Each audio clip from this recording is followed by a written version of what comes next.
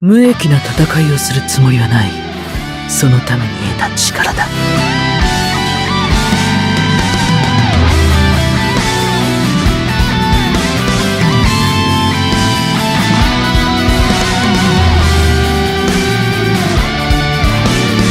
ルメンタルテンプスでシブロンブリーチブレイブソウル説。What is going on, you guys? This is your boy the Death Smasher, and welcome back to yet another BBS video. And I am back again with yet another Should You Summon video, because tomorrow Spirits Are Forever With You Round 3 is going to be coming out, and it's going to feature the brand new Beyond Bankai Shinji and the brand new Beyond Bankai Kisuke, which are by far going to be very amazing characters. And I'm not gonna lie, the thing that I said about Bruno being better than Kisuke, I have to pretty much readjust that. I think that Kisuke is almost up there.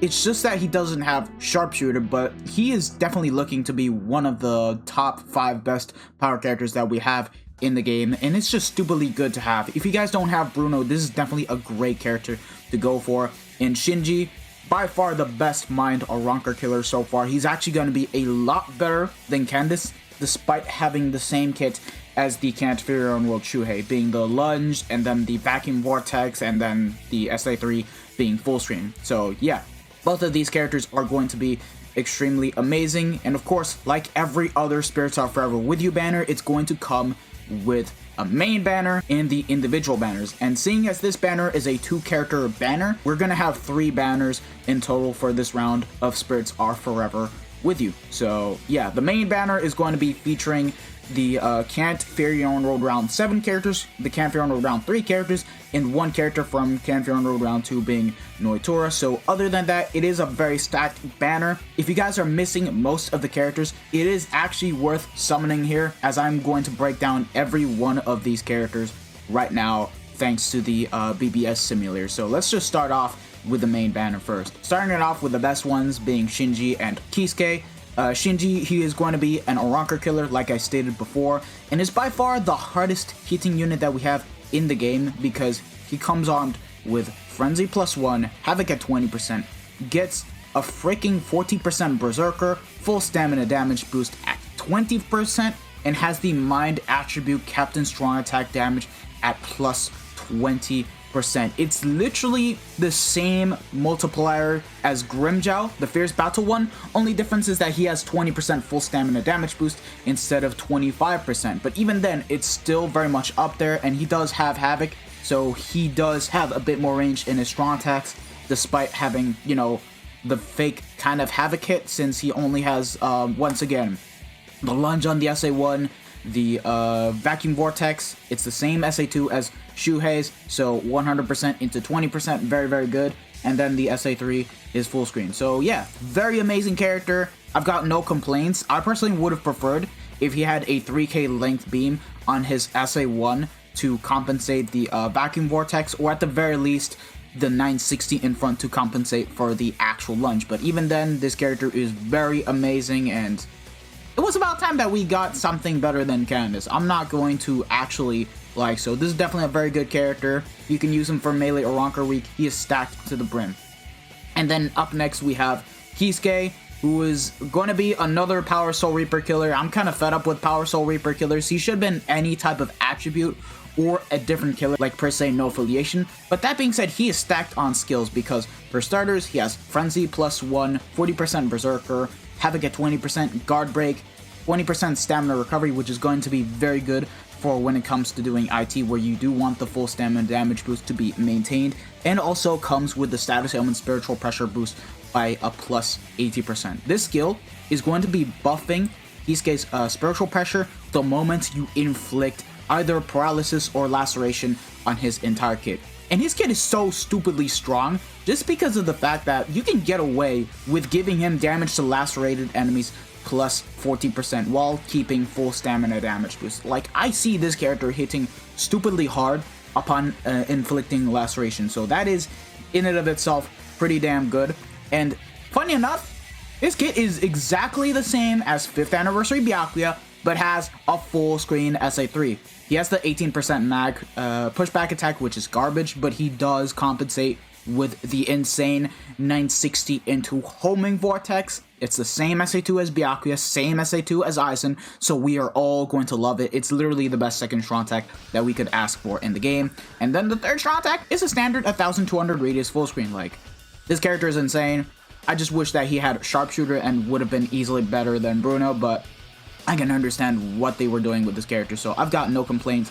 Overall, best Kisuke that we have in the game. And now it is time to break down the fillers of the main banner. So starting it off with Kanfiro no Shunsui, he's actually pretty good. He has the same kit as Kanfiro no Shuhei, and of course the brand new Shinji. Only difference is that he has the 1170 in front for his SA3, but he's actually pretty stacked because he is a no affiliation killer and has laceration on everything, frenzy +1, havoc at 20%, berserker 20, damage to lacerated enemies plus 40%, no guard break, but he is still pretty good in terms of just being an overall amazing character. Second best Shinsui that we have in the game, in my opinion, and yeah, like, getting this character 5-5 is not a terrible idea, and he's actually going to be very good for no affiliation week if you don't have the likes of Artbook Ichigo, so he's pretty stacked. And getting this unit to T20 and just giving him weakened defense plus an additional damage to lacerated enemies plus 40%, making it into 80% is never a terrible idea. Or you can go for full stamina damage boost and just go for weakened defense, the same thing anyways. But anyways, next up on the list is Seinosuke. Seinosuke, unfortunately, he was not the best upon release because he has Frenzy +1, Berserker 40%, Guard Break, and Havoc at 20%, and is a healer, so he's not going to be the best for when it comes to ranged or Ronker week. Matter of fact, he's actually going to be pretty useless for that mode. He's just a safe unit, that's all, because you're almost never going to die with him, but he does not have the best kit, because he has the 40% mag shave attack, but it's not the same SA1 as you would think for the likes of Fierce Battle Uryu, Nini, or Bruno. It's literally the trash one where it pushes back all the way to Kingdom Come and will just basically sometimes not even kill the mobs, and it's just going to slow down your run by a lot. I have a max transcended. He's not too bad once you get him maxed out, but I don't see myself using this character anymore for IT just because of how badly this first strong attack pushes back. Like, he's gonna be very good just for carrying Momos, Grimjows, and Retsus in IZ for when it comes to carrying, but like, that's it really. And then his SA2 is the same SA2 as Nini, Bankai Hikone, and because of it being a heal, you're not going to be able to use that in GQ. And then his third strong attack is full screen, 1200 radius. He's okay as a character, but honestly, just not the best if I'm being 100% honest.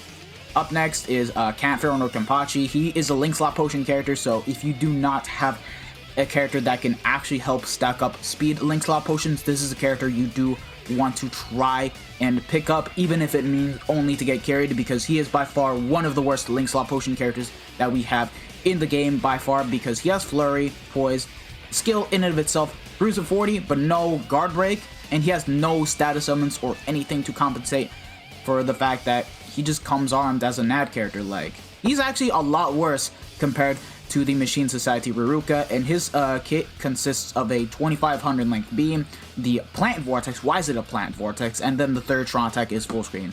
Like, not really the best unit to use. He's just usable in melee or Ronker week. That is where I'm going to give him value, because he does help me a lot for that week alone, but it's better to have a 5-5 Fierce Battle Nelio over a 5-5 Kenpachi. I can tell you guys without a shred of doubt. Just that having him 5-5 will just mean that you'll be able to auto just about basically any IZ that comes out, so not too shabby. And now we have the Kanfiro Round 3 characters, which for the most part are actually very outdated. Like, I cannot really justify to try and pull these characters unless you are literally a fan of these espadas, like how Aroniero likes his Aroniero, and how I like my Ulquiorra and I like my Ulquiorra, and how I like my Halibut. Okay, that sounded really freaking weird.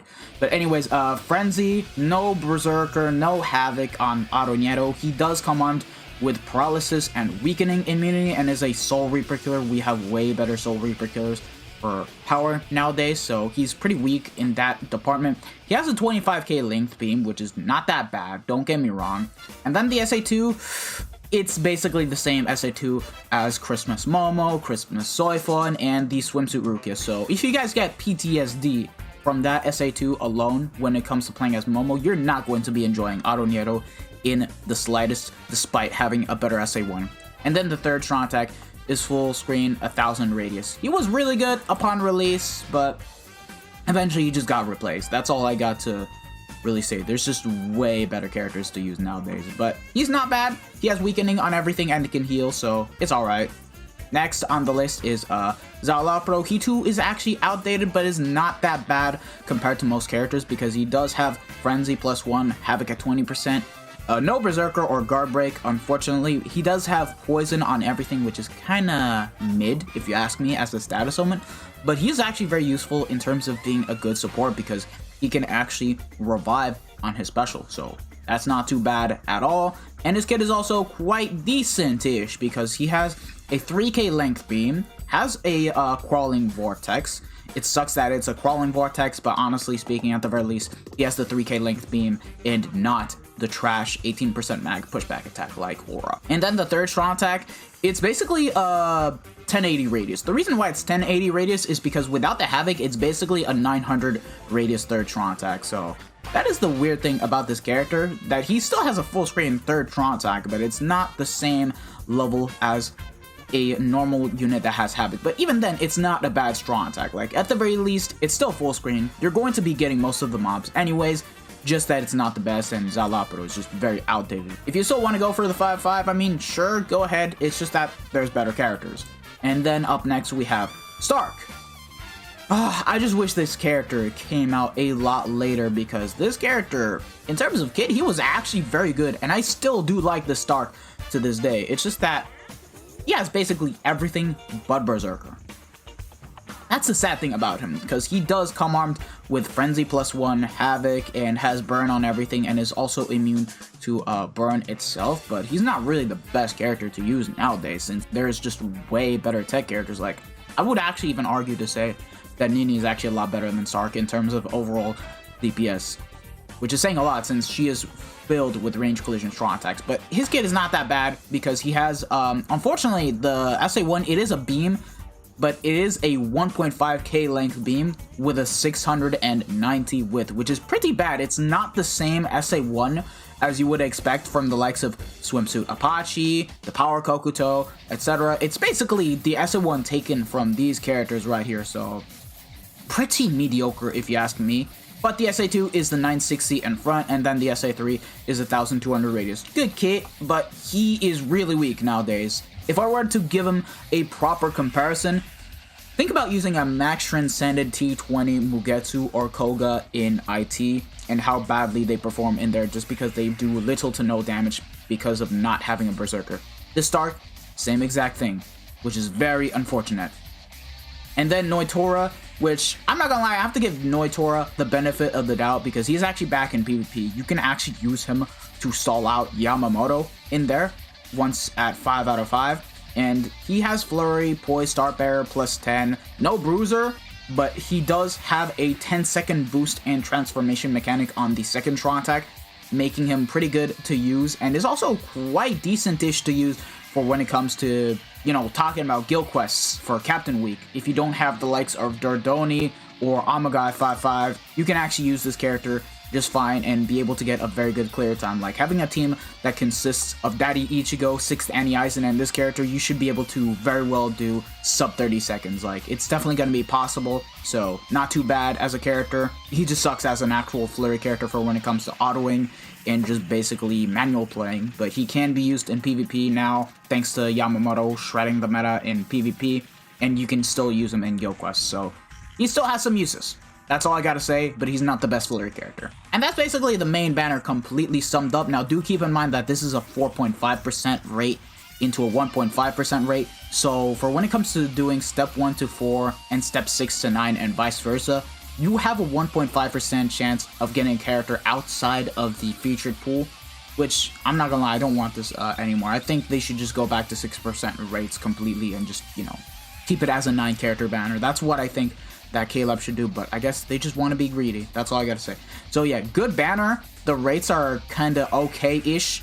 You have to deal with them, but like the banner is actually pretty good. And then we have the individual banners, which aren't too bad, but they could have been a lot better, because let's just go ahead and see what they have. So Shinji's banner, is going to have Fierce Battle Yoruichi, Makoto, and Rudack Soshiro. And Kisuke's banner is going to have the Heart Human Killer Retsu, Gin and Izuru, and Fierce Battle Kenpachi. So in terms of overall individual banners, they're not that bad, but I can start to see that some of these characters are actually losing value. But let's just go ahead and break them down one by one, starting with Shinji's individual banner. Anyway, starting it off with Fierce Battle Yoruichi, still one of the best Mad Flurry characters to get for a spot a week, because this character has it all. She has Flurry, Poise, the speed attribute, normal attack damage increase to all speed Soul Reapers, and a bruiser of 40%. This character hits insanely hard and has the kit you would want to have for GQ. Now, in terms of overall PvE for when it comes to manual and auto playing,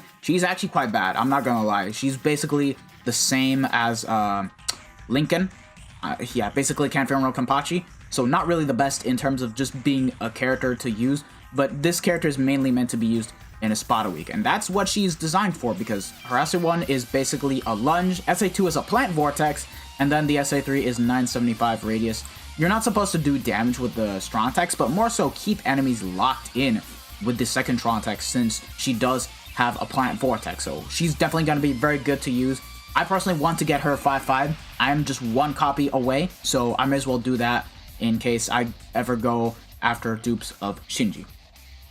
Up next is Makoto, the god of BBS himself, the meme lord. He's basically gonna have Frenzy +1, Berserker +20%, and has Guard Break, has Laceration on everything. And this character is literally filled with range collision.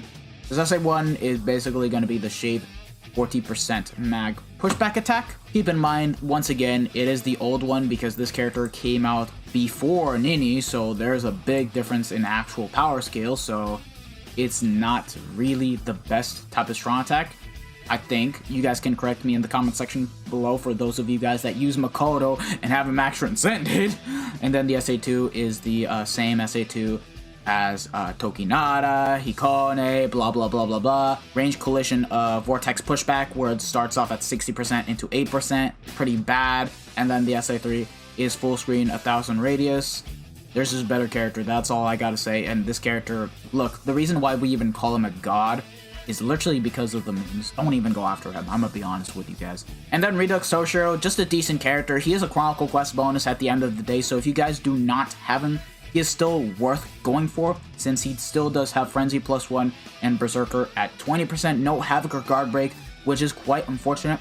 He has no affiliation killer, which I do see being very useful for a lot of content such as guild quests and inheritance trials for when the time arises where you need to use no affiliation killers. And it's just an okay character. He has a 2.5k length beam on the SA1.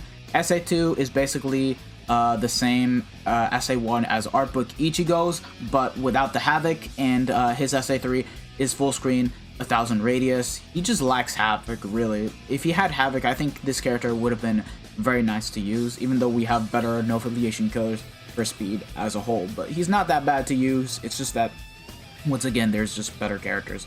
Now, breaking down the fillers over on Shinji's banner, we have the Heart Human Killer Retsu, which is actually pretty good despite having the Human Killer, because she has Frenzy +1, Berserker 40, and Guard Break, and has the best kit that we can possibly ask for. Just that she doesn't have Havoc, since she has the 2.5k length beam, the SA2 being 800 radius, and then the SA3 being 1000 radius. Like, she's a good character.